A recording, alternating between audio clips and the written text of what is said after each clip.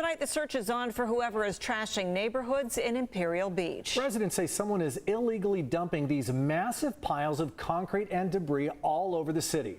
News 8's Monique Griego is live in Imperial Beach with what frustrated residents are saying. Monique? Yeah, within the last week or so, neighbors have reported finding around 6 of these large piles of concrete dumped in their neighborhoods and on private property. And that means it's the homeowner's responsibility to get rid of this.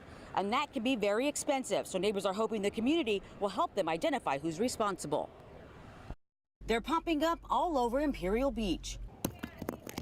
Massive piles of concrete and debris illegally dumped on people's properties. It was just a dump truck, beep, beep, beep, and then big boom.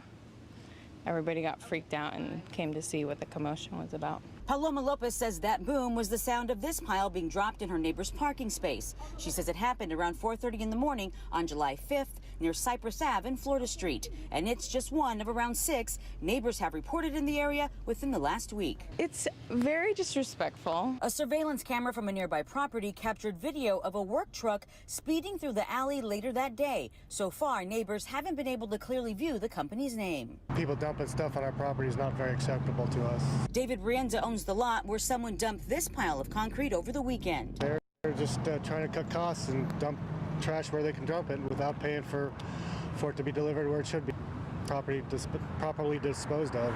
He's now trying to track down any surveillance video from nearby businesses and homeowners in the area. But until then, it's up to the individual property owners to remove the concrete themselves, and that isn't cheap. Probably about $3,000 or $4,000. Well, you have to get a bobcat and a truck or pay somebody to do it. It's quite expensive. Lopez says her neighbor, who is elderly, simply can't afford to have it removed. So for now, the concrete and debris are here to stay. This is such a strain to somebody old or young. It's unacceptable.